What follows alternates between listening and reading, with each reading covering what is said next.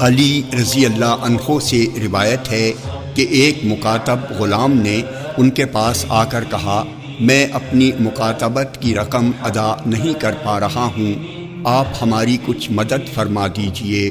انہوں نے کہا، کیا میں تم کو کچھ ایسے کلمے نہ سکھا دوں جنہیں رسول اللہ صلی اللہ علیہ وسلم نے ہمیں سکھائے تھے؟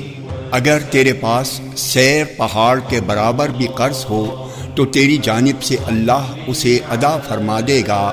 انہوں نے کہا، کہو، اللہم اکفنی بحلالک عن حرامک واغننی بفضلک عمن سواک۔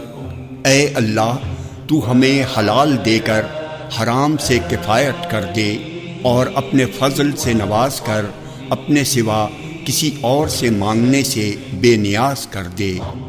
جامع ترمذی حدیث نمبر 3563